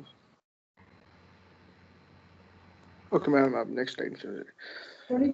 क्या पूछना है? नहीं, मैंने वो सॉल्यूशन देखना था, इक्वेशन देख ली थी, देख ली मैंने। Thank you. ठीक है जनाब, तो ये आपके पास जो मोस्ट जनरल सॉल्यूशन है वो ये है। अब रूट्स के ऊपर बात हो रही है जो हम कर चुके हैं जनरली, लेकिन इसको हम एक दफा और रिपीट करते हैं। वो कहते हैं R, L and C are real and positive, but the roots of the characteristic equation may be real or complex. Omega naught depends on L and C, but zeta also depends on R. तो अगर तो आपके पास zeta is greater than 1, so that zeta square minus 1 is greater than 0. In this case, the roots are real, negative and distinct, जो कि हम पीछे बात कर चुके हैं. If zeta is between 0 and 1, then zeta square minus 1 is less than 0. In this case, roots are said to be complex conjugate. If zeta is equal to 1, then zeta square is equal to minus 1 is equal to 0. The roots are still real and negative, but repeated, identical. If zeta is equal to 0, the roots are said to be purely imaginary. और अब इन तमाम responses के ना हमने नाम रखे हैं। जब आपके पास जीटा जो है वो ग्रेटर देन 1 होता है तो हम कहते हैं कि हमारा रिस्पॉन्स ओवर डैम्प्ड होगा। जब जीटा बिटवीन 0 एंड 1 होता है तो हम कहते हैं हमारा रिस्पॉन्स अंडर डैम्प्ड होगा। जब जीटा इज इक्वल टू 1 होता है तो हम कहते हैं कि हमारा रिस्पॉन्स क्रिटिकली डैम्प्ड होगा। और जब जीटा 4 यानी जीटा 0 होता है तो हम कहते हैं हमारा रिस्पॉन्स अनडैम्प्ड होगा। अब ये डैम्पिंग क्या है? डैम्पिंग है जो अभी मैंने आपको बताया था ना कि ये साइनोसॉइडल वेव चलती है कैपेसिटर और इंडक्टर के बीच में। तो ये वेव जो है ना ये हमेशा चलती रहेगी अगर कोई रेजिस्टेंस ना हो, यानी जीटा 0 हो। तो हम कहते हैं साइनोसॉइड को कोई चीज़ डैम्प नहीं कर रही, यानी कोई चीज़ इसके एम्पलीट्यूड को कम नहीं कर रही और ये जाता जा रहा है। अगर रेजिस्टेंस की वैल्यू ऐसी हो कि जीटा आपके पास 1 हो तो आपका साइनोसॉइड का कम से कम एक चक्कर जो है ना वो लगने की कोशिश करेगा, लेकिन उसके बाद बाकी सारी एनर्जी जो है ना वो रेजिस्टेंस खा पी जाएगा और आपके पास कोई मज़ीद साइक्लिक ट्रांसफ़र ऑफ एनर्जी नहीं हो सकेगा। तो इसको हम कहते हैं क्रिटिकली डैम्प्ड। फिर अगर आपने रेजिस्टेंस ऐसी रखी कि ट्रांसफ़र ऑफ एनर्जी तो हो रहा है लेकिन साथ साथ रेजिस्टेंस भी है जो कि एनर्जी को सक करती जा रही है, तो इस रिस्पॉन्स को हम कहते हैं ये क्या है? ये अंडर डैम्प्ड है। इसी तरह अगर जीटा ग्रेटर देन 1 है और आपके पास ट्रांसफ़र ऑफ एनर्जी जो है वो होना शुरू हुआ लेकिन हो नहीं सका, बल्कि थोड़ी देर बाद ही ख़त्म हो गया, बल्कि मैंने हम काफ़ी बड़ा दिखा दिया, इससे छोटा हो, तो हम कहते हैं ये हमारे पास क्या है? ये अंडर डैम्प्ड रिस्पॉन्स है। तो डैम्पिंग आपको समझ आ गया? डैम्पिंग का क्या मतलब है? किस चीज़ के ऊपर डैम्पर पड़ता है? डैम्पर पड़ता है आपके वाला ओवर डैम्प्ड है या अंडर डैम्प्ड है? ओवर डैम्प्ड है, सॉरी, तो ये ओवर डैम्प्ड हो गया। अब डैम्पिंग का जो है ना वो कॉन्सेप्ट आपको होना चाहिए, जैसे गाड़ी की ब्रेक्स हमें बहुत अच्छी डैम्पिंग का आइडिया देती हैं। देखिए अगर आप जो है आपने गाड़ी को ब्रेक लगानी है ना तो आप बेसिकली उसको डैम्प करते हैं गाड़ी को। अगर तो आपकी गाड़ी अंडर डैम्प्ड है, यानी आपने जो है वो ब्रेक लगाई है, हाई गियर में थे, तो आपकी गाड़ी अंडर डैम्प्ड हो जाएगी और आप देखिए गाड़ी को झटके लगते हैं। खासतौर पे जो पुरानी गाड़ियाँ थी उनमें तो बहुत फील होता था। अब जो इलेक्ट्रॉनिक ट्रांसमिशन है उसमें ये गलती इतनी नहीं होती, लेकिन जो मैनुअल ट्रांसमिशन की पुरानी गाड़ियाँ थी उसमें खास तौर पे ये अंडर डैम्पिंग का कॉन्सेप्ट बहुत, तो एक अंडर डैम्प कंडीशन जो है ना ये कंट्रोल्स वालों की बड़ी इंटरेस्ट की कंडीशन होती है। तभी ट्रांसफर ऑफ एनर्जी को खत्म होना चाहिए जब मैंने रेजिस्टेंस, क्योंकि रेजिस्टेंस सर्किट में क्या कर रही है? रेजिस्टेंस एनर्जी कंज्यूम कर रही है, ठीक है। जब आपने एनर्जी कंजम्पशन का कोई एलिमेंट सर्किट में लगा दिया है तो उसके बाद भी अगर ऑसिलेशंस आ रही हैं तो ये अंडर डैम्प है। अगर ऑसिलेशंस आपने ख़त्म कर दी तो ओवर डैम्प है। अगर एक ऑसिलेशन का हाफ साइकिल आने दिया तो क्रिटिकली डैम्प है। और अगर आपने किसी भी किस्म का एनर्जी सक करने के लिए कोई एलिमेंट या एनर्जी कंजम्पशन का कोई एलिमेंट यानी कोई रेजिस्टेंस नहीं लगाया तो फिर हमारे पास ये रिस्पॉन्स अनडैम्प्ड है। ठीक है जनाब, यहाँ तक समझ आ गया?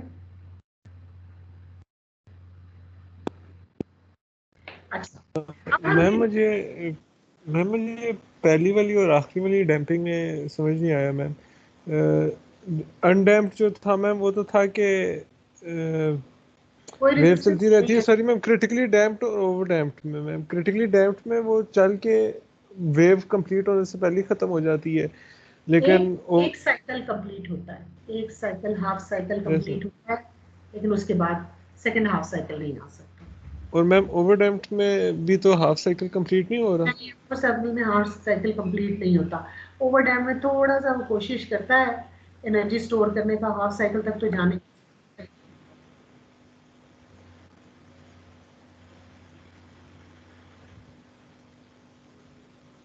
ओवर डैम्प में थोड़ा सा बढ़ने की कोशिश करता है, लेकिन उसको मौका ही नहीं मिलता।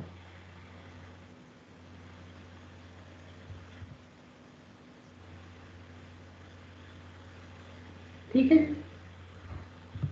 ठीक है मैम। तो this is how you very the damping ratio. आपके पास ये सीरीज आरएलसी सर्किट है, इसमें देखो अगर ये स्लाइडर जो है, और इसमें हमने नेचुरल रिस्पांस की बात करनी, तो उसने कहा काफी देर तक वोल्टेज सोर्स जो है वो कनेक्टेड रहेगी, तो कैपेसिटर के क्रॉस भी एनर्जी आ जाएगी, इंडक्टर भी एनर्जाइज हो जाएगा, और उसके बाद t इज इक्वल टू 0 पे उसने वोल्टेज सोर्स हटा दी। ठीक है, और आपका नेचुरल रिस्पांस में सिस्टम चला गया। इसी तरह यहाँ पर लेस देन 0 के लिए बहुत देर से करंट सोर्स लगी हुई थी, एनर्जी स्टोरेज एलिमेंट्स एनर्जाइज हो गए थे, और उसके बाद उसने जो है वो t इज इक्वल टू 0 पे करंट सोर्स हटा दी। तो ये जो है, ये आपके पास चीज़ें जो है वो एनर्जाइज हो गई और अपने नेचुरल रिस्पांस में चलेगी। अब how you very the damping ratio with the help of this slider. ये देखो, ये स्लाइडर पैरेलल में अगर यहाँ हो तो रेजिस्टेंस की वैल्यू क्या है?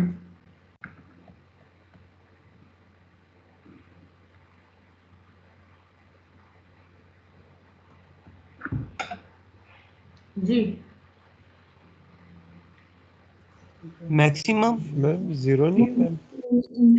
रहेगी, बिल्कुल। जब आपका स्लाइडर यहाँ होगा तो आपके रेजिस्टेंस की वैल्यू जो है वो 0 हो जाएगी। आपका कैपेसिटर जो है उसके अक्रॉस भी ज़बरदस्ती 0 वोल्टेज होगी, और इंडक्टर के अक्रॉस भी ज़बरदस्ती 0 वोल्टेज हो जाएगी।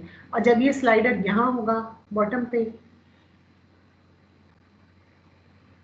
तो मैम तब पे मिनिमम 0 पावर आ जाएगी। 0 फिर से नहीं, मैम फिर मिनिमम जेट आएगा ना, क्योंकि रेजिस्टेंस की मैक्स हो जाएगी। आर की वैल्यू आर होगी। जब ये स्लाइडर बॉटम पे होगा, यहाँ होगा, तो आर की वैल्यू आर होगी। इसी तरह ये सीरीज का स्लाइडर देखिए, जब ये स्लाइडर मतलब मैक्सिमम लेंथ उसकी है रेजिस्टेंस की, तो मैक्सिमम रेजिस्टेंस जी। अच्छा, पैसिव साइन कन्वेंशन के थ्रू ऊपर से नीचे करंट आ रहा है, ठीक है, सही है, मैक्सिमम हो जाएगा जी। और इसी तरह सीरीज आरएलसी में जब स्लाइडर यहाँ होगा, जो मैंने रेड में बनाया है, उस वक्त आर की वैल्यू 0 होगी।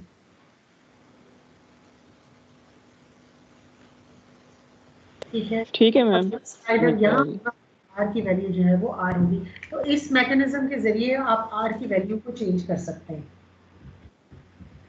ठीक है, अच्छा जी, अब हम सबसे पहले चेक करते हैं ओवरडैम्प्ड रिस्पांस। ओवरडैम्प्ड रिस्पांस को हमने कहा कि हमारे पास जो ओवरडैम्प्ड रिस्पांस है उसमें y of t is equal to a1 e raised to power s1t plus a2 e raised to power s2t and s1 and s2 is equal to minus zeta plus minus zeta square minus 1 into omega naught, और condition क्या है कि zeta has to be greater than 1 ताकि roots real और distinct हो। तो वो कहता है कि यहाँ पर अगर आपने ओवरडैम्प्ड रिस्पांस कैलकुलेट करना है तो आपको क्या कैलकुलेट करने की ज़रूरत है? आपको S1 भी पता है, आपको S2 भी पता है। तो यहाँ पर ये दो पैरामीटर्स डिफाइन कर रहा है, τ1 और τ2, ताकि आप टॉस की टर्म में काम कर सकें। और τ1 जो है उसको वो कहता है कि τ1 is equal to -1 over S1 और τ2 is equal to -1 over S2। और τ1 की वैल्यू अगर आप -1 ओवर S1 रखें तो τ1 हो जाएगा 1 over zeta minus zeta square minus 1 under the root into omega naught, और ये τ2 हो जाएगा। तो ये तो S1 over S2, this is equal to -1 over S1 and this is equal to -1 over S2। ठीक है, अब वो कहते हैं कि जो इक्वेशन है इसको फिर हम इस तरह से लिख सकते हैं कि this is equal to a1 e raise to power minus p over τ1 plus a2 e raise to power minus p over tau 2. ठीक है sir, is this correct? Yes ma'am. अच्छा, अब देखो तुम्हें टॉ भी पता है, सब कुछ पता है, तुमने फाइंड क्या करना है, a1 और a2. अब दो अननोन्स हैं, दो अननोन्स को सॉल्व करने के लिए आपको कितनी लीनियर इक्वेशंस चाहिए? दो चाहिए मैम। दो चाहिए। तो एक तो मुझे इनिशियल कंडीशंस अब मेरे पास हैं, मैं कहती हूँ y of 0 0 plus is equal to a1 e raise to power 0 plus a2 e raise to power 0. ये हो जाएगा कि a1 plus a2 is equal to y at 0 plus. तो एक तो मेरे पास ये लीनियर इक्वेशन आ गई, a1 plus a2 is equal to y of 0 plus. दूसरी लीनियर इक्वेशन जो है, आप देखिए मैंने जो इनिशियल कंडीशंस फाइंड की थी ना, उस इनिशियल कंडीशन में ना सिर्फ y एट 0 प्लस फाइंड करना शामिल था, बल्कि dy by dt at 0 plus find करना भी आपको सिखाया था. v हो तो dv by dt at 0 plus और i हो तो di by dt at 0 plus. तो वो अब हम उसको वहां से करते हैं.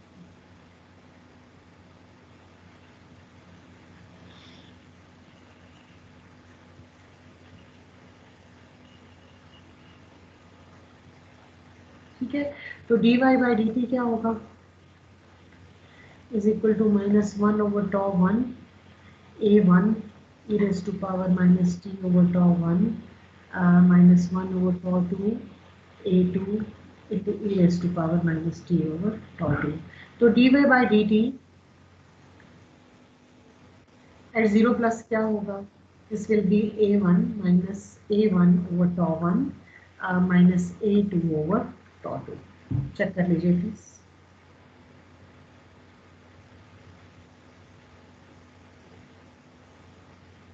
ठीक है, तो ये आपके पास दूसरी इक्वेशन आ जाएगी. यू विल हैव, इसको थोड़ा सा हम कर लेते हैं, ये हो जाएगा dy by dt at 0 plus is equal to minus a1 tau 2 minus a2 tau 1 divided by tau 1 plus tau 1 tau 2.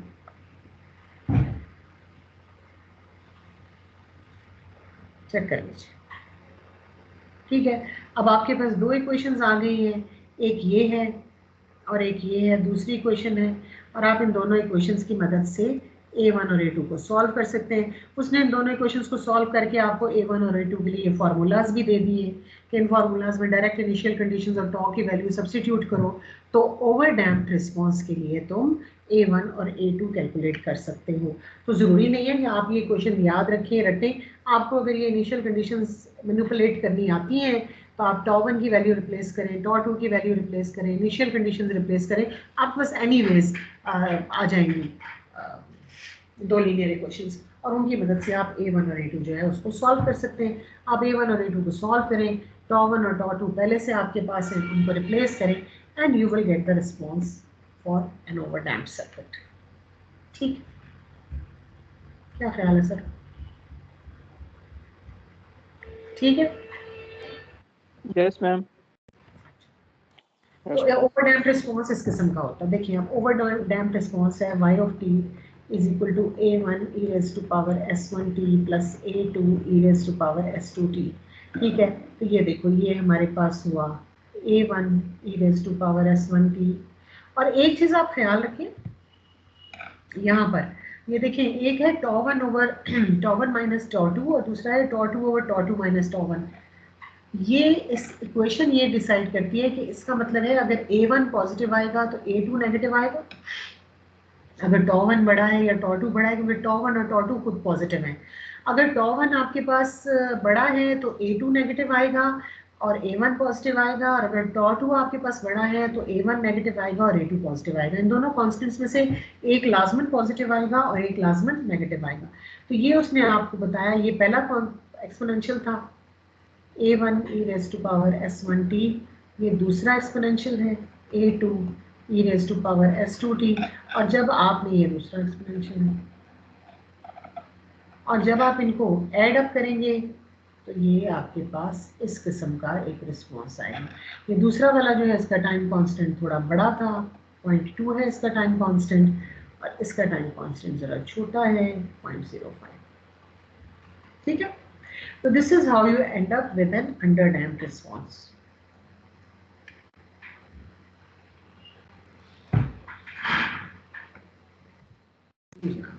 उसके बाद आई exercise in the parallel RLC circuit of figure this, जो भी उसने दिया है। अब मुझे सबसे पहले ये बताएं जनाब कि आपके पास पैरेलल आरएलसी सर्किट आ गया, ठीक है।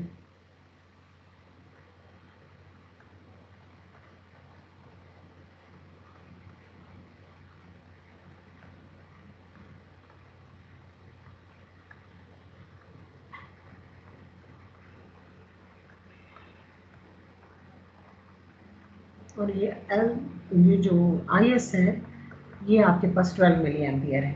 अब इस सर्किट को आप सॉल्व करें, आप सबसे पहले क्या करेंगे? What is the first thing you will do? Initial condition find करेंगे। चलिए इनिशियल कंडीशंस फाइंड कर लेते हैं, गुड इनफ। इनिशियल कंडीशन मुझे बताएं, ये आपके इसमें अननोन जो है वो ये V है, ठीक है। तो V is equal to VC, ये कैपेसिटर का ही वो है। तो T is equal to 0 minus पे आपका सर्किट कैसा था? ये IS लगा हुआ था और ये शॉर्टर ओपन जी एब्सोल्युटली।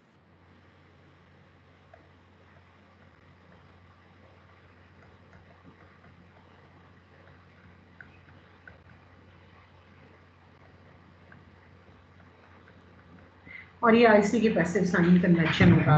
अब मुझे बताइए इस सर्किट को देख के कि VC0 माइनस क्या होगा भाई? मैम 12 क्यों होगा? क्यों होगा बेटा जी? क्या ये शॉर्ट के पैरेलल में नहीं लगा हुआ कैपेसिटर? Yes ma'am. और शॉर्ट के पैरेलल में जो कुछ लगा होगा 0 होना चाहिए ma'am. VC0 minus is equal to VC0 plus is equal to 0 volt. और IL0 माइनस क्या होगा? 12 amperes.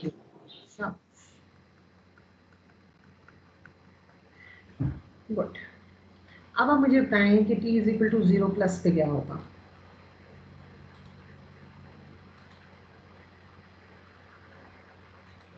Ji T is equal to 0 plus पे ये 12 जो है सर्किट में से निकल गया, ठीक है। और कैपेसिटर जो है उसके क्रॉस अभी भी वोल्टेज कितनी होगी T is equal to 0 plus पे? 0 वोल्ट्स मैम। 0 वोल्ट, यानी कैपेसिटर जो है वो T is equal to 0 plus पे कैसे बिहेव कर रहा है? Like a short. और इंडक्टर जो है उसमें से कितना करंट गुजरेगा T is equal to 0 plus पे?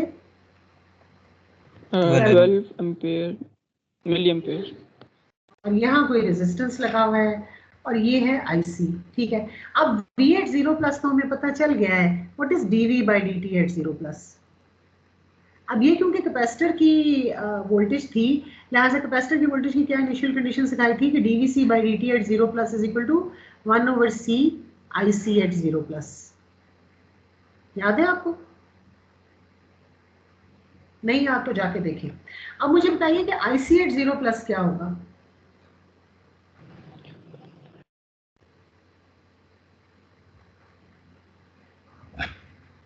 क्या रेजिस्टेंस में से कोई करंट गुजरेगा? नो मैम, क्योंकि शॉर्ट है मैम, शॉर्ट है आगे। तो सारा करंट शॉर्ट में से गुजर जाएगा इस डायरेक्शन में। तो फिर IC की वैल्यू एट 0 प्लस क्या होगी? 12 milliampere minus 12 milliampere, minus 12 milliampere. क्योंकि साइन कन्वेंशन के लिहाज से मुझे डाउनवर्ड IC चाहिए और एक्चुअल IC जो है वो अपवर्ड जा रहा है। तो इसलिए मुझे जो IC की वैल्यू मिल रही है IC at 0 plus that is equal to minus 12 milliampere. Ma'am ये वही लीस्ट रेजिस्टेंस वाला कॉन्सेप्ट है ना? जी वही रेजिस्टिव पाथ वाला। जी जी, और ये तो जीरो रेजिस्टिव पाथ है ना। तो यहाँ पर और C की वैल्यू क्या है? 20 नैनोफैराड। तो dV by dt at 0 plus जो है that is equal to 1/20 into 10 raised to power 9 into 12 minus 12 into 10 raised to power minus 3। तो ये हो जाएगा 4 3s are 12 and 4 5s are 20, 3/5 is that it? और ये हो जाएगा -3/5 into 10 raised to power 6 volt पर सेकेंड। ये लें, ये आपके पास आ गई इनिशियल कंडीशन। दोनों इनिशियल कंडीशंस आ गई। इसके बाद बताएं क्या करें अगला काम।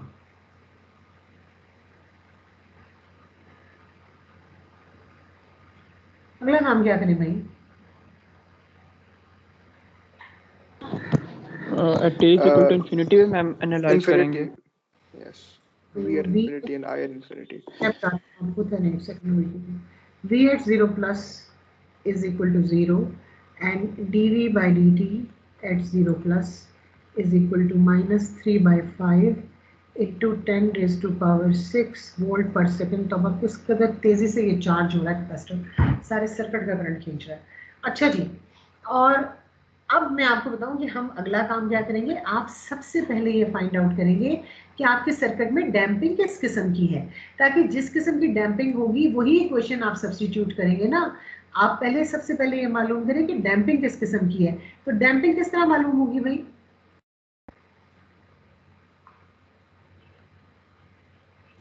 जीटा मालूम करके। मैम सर्किट मैम जो जैसे हम मैम जीटा के सर्किट इक्वेशन को पुट करके जो एनालाइज पैरेलल करके आरएलसी उस सर्किट के लिए आरसी के वैल्यूज पुट करेंगे जीटा की। आरसी की नहीं वैल्यू पुट करेंगे, आरसी और एल तीनों की करेंगे और जीटा फाइंड करेंगे। आरसीएल जी। हाँ, तो आपके पास जीटा की value for parallel RLC circuit क्या थी? Zeta was equal to 1/2 1/2 R RC under the root C over L. ठीक है, this will be equal to 1/2 और 1/r क्या होगा आपके पास? This will be 1/150 into under the root l over c, ऐसे लिख लेते हैं। ठीक है, this will be equal to 1/300 और l की वैल्यू क्या है? 5 इंटू 10 रेज़ टू पावर -3 और c की वैल्यू है 20 into 10 raise to power -9 under the root 5 1s are 5 5 4s are 20 और 4 का तो आ जाएगा 2, तो ये हो जाएगा 1/600 इंटू 10 रेज़ टू पावर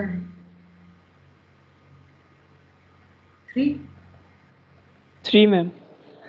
तो ये जो है 2 0 तो खत्म हो जाएंगे, तो हो जाएगा 10/6 which is equal to 5/3 which is equal to what?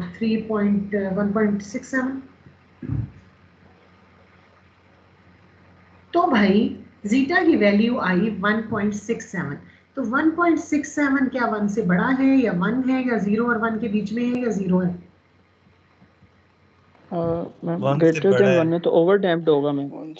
हाँ, ये शाबाश, ये आपके पास 1 से बड़ी आई है जीटा की वैल्यू, लिहाजा आपका रिस्पांस कैसा है? It is an overdamped response. और आपका सोल्यूशन कैसा होगा? आपका सोल्यूशन ये होगा, आपका सोल्यूशन होगा v at for t greater than and equal to 0 plus is equal to a1 e raised to power s1t plus a2 e raised to power s2t। ठीक हो गया सर? ये हमें पता चल गया कि हमारा इस किस्म का रिस्पांस।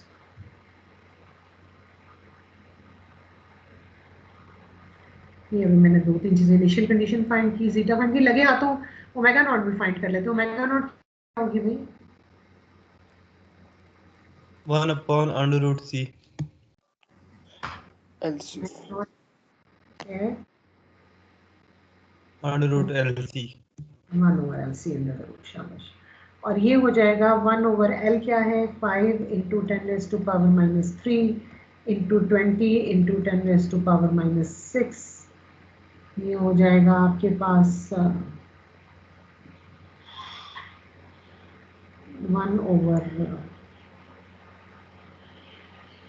Rays to power -9। ये हो जाएगा 5 into 20 is 100 into 10 raised to power -12 under the root which is equal to 1/10 raised to power -10 under the root which is equal to 10 raised to power 5 radians per second। तो omega naught जो है that is equal to 10 raised to power 5 radians per second। ठीक हो गया sir? अब आपने क्या करना है?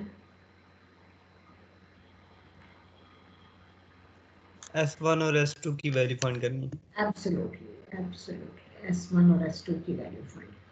Let's do that.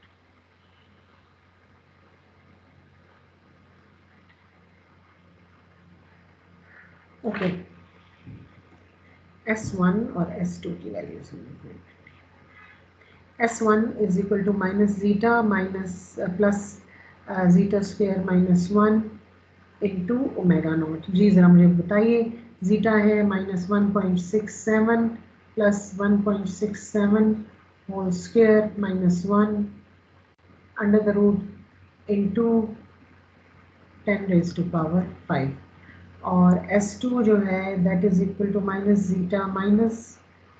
Zeta square minus 1 into omega naught which is equal to minus 1.67 minus 1.67 whole square minus 1 into 10 raised to power 5। जी, यहाँ से आपके पास S1 और S2 की वैल्यूज आ जाएंगी। S1 और S2 की वैल्यूज सब्स्टिट्यूट कीजिए, ये आपके पास जो भी आती हैं वो आपको सामने नजर आ रही हैं, और फिर उसके बाद आप इनिशियल कंडीशंस लगा के उसको सॉल्व कर लेंगे।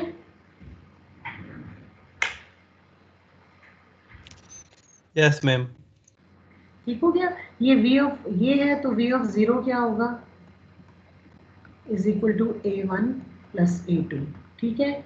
और dv by dt at 0 plus होगा a1 s1 e raise to power s1t plus a2 s2 e raise to power s2t।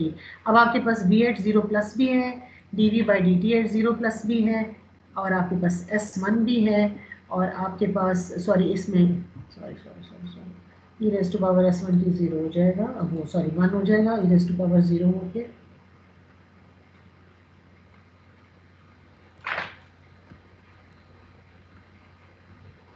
ये हो जाएगा a1 s1 plus a2 s2, ठीक है।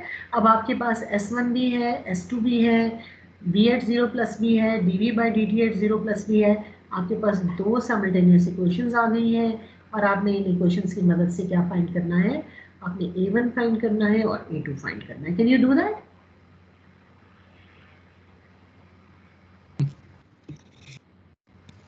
Yes ma'am. Yes ma'am.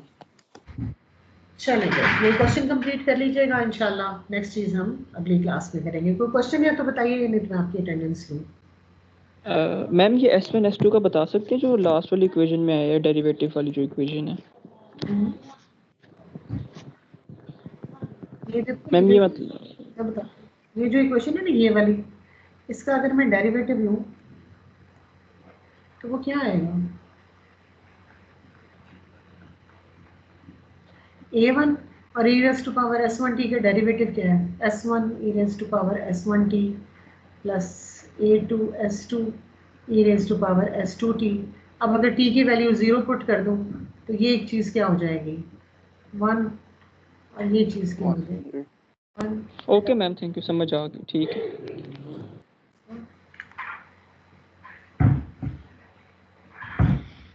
ठीक है सर, चलें फिर मैं ज़रा आपकी अटेंडेंस शेयर करना चाहूँगी, अटेंडेंस शीट, ताकि आपको पता हो।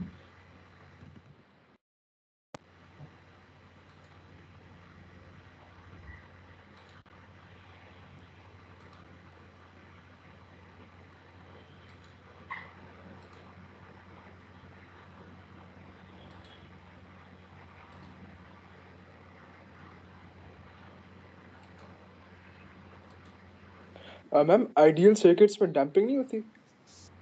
आइडियल सर्किट्स में क्या नहीं होता, डैम्पिंग, एनर्जी लॉसेस। डेफिनेटली होती है। आइडियल सर्किट्स में हम सिर्फ ये कहते हैं कि हमारे पास जो इंडक्टर और कैपेसिटर है ना, उनकी कोई रेजिस्टेंस नहीं है। एलिमेंट्स को कहते हैं प्योरली अपनी नेचर के मुताबिक बिहेव करें, आइडियल बिहेव करें। डैम्पिंग तो हर तरह की। अच्छा जी, मैंने अटेंडेंस रोस्टर आपको शेयर किया, आपको नजर आ रहा है? यस मैम आ रहा है। ठीक है, अटेंडेंस शुरू करते हैं। Mohammad Talha Khan, present ma'am. Farhan Ahmed Abbasi, present ma'am. Syed Maham Raza,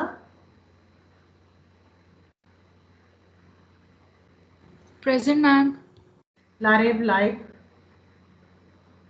present ma'am. Sardar Soban Qasim, present ma'am. Mohammad Umair Suhail, present ma'am. Asfandyar Khan, ma'am वो असफंदियार खान को कोविड हो गया तो वो कह रहे थे कि वो क्लास नहीं ले सकेंगे, वो हॉस्पिटल में उनकी तबीयत खराब है। ठीक है, लेकिन इसमें ना हम उनकी एब्सेंट ही मार्क करेंगे, उनको कहेंगे वो अपनी एप्लीकेशन भेजें, मतलब जो भी उनका सर्टिफिकेट है, तो उनको इसमें से एग्जम्पशन मिल जाएगी, कोई फर्क नहीं पड़ता। Umair Irfan, ma'am present ma'am. I think वो क्लास में थे। कोई बात नहीं, उसको कहें फिलहाल सिर्फ ठीक होने पे तवज्जो दे, बाकी चीज़ों को छोड़े। कोविड का अपना ही स्ट्रेस बहुत होता है, क्लास हो जाएगी, कोई बड़ी बात नहीं है। Umair Irfan, present ma'am. Mohammad Salman Chaudhry, present ma'am. Usaid Ahmed, present ma'am. Allah मियां सबको कोविड से बचा के रखिए। Classes are of secondary importance, you know, it doesn't make any difference. अगर वो नहीं है या उसकी एब्सेंट लग गई, ठीक हो जाएगा एब्सेंट का मसला भी, पहले खुद ठीक हो जाए। Tayyab Zulfiqar, present ma'am. अब्दुल्ला,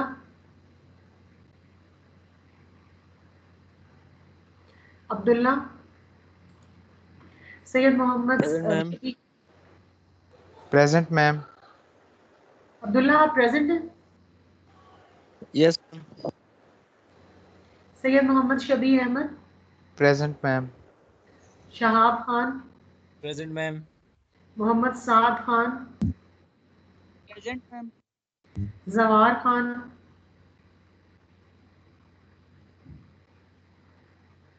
जवार खान, मोहम्मद एहसान, प्रेजेंट मैम। मैम ईशान नाम है। आई एम सॉरी, ईशान, बिल्कुल ठीक है।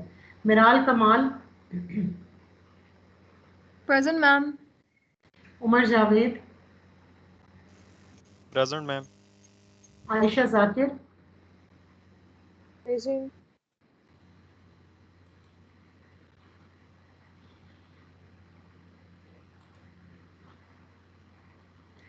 Shahzeb Ali Zarmast, present ma'am. Malik Mohammad Ammar, present ma'am. Syed Mohammad Zafir, present ma'am. Awais Raza, present ma'am. Ibtisam Ali Asad, present ma'am. Dua Khan, present ma'am. Noorulain Zahra, Present, ma'am. Hamadur Rehman, yes ma'am. Hamza Imran, present ma'am. Shahoodur Rehman Syed,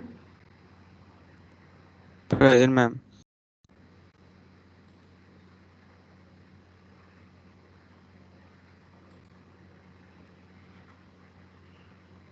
Ali Hassan Tariq,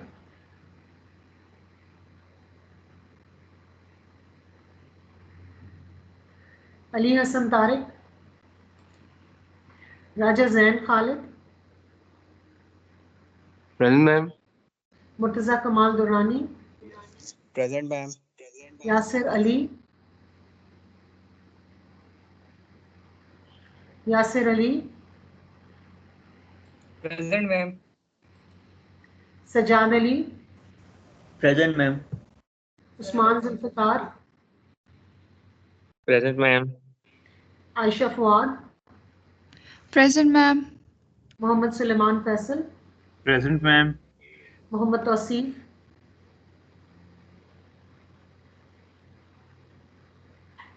Mohammad Tauseef, present ma'am. Arsalan Tariq, present ma'am. Arsalan Tariq,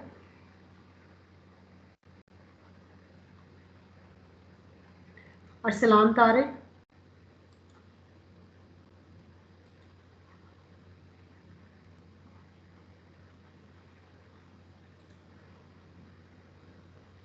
Mohammad Awais Nazakat, present ma'am. Ma'am ji फरमाइए। वो Arsalan Tariq travelling कर रहे हैं, वो कहीं जा रहे थे, उन्होंने मुझे बताया था कि उनकी अटेंडेंस लगवा दूं। ये आप मुझे बताओ कि वो ट्रैवलिंग कर रहे हैं और कहीं जा रहे हैं, तो उनकी अटेंडेंस क्यों लगनी चाहिए? क्या वो क्लास में प्रेजेंट है? वो मेरे ख्याल में क्लास में है मैम। वो कह रहे थे मैं जवाब शायद ना दे सकूं, उनका कुछ जरूरी काम था। Tell him to give me a message himself. Okay ma'am.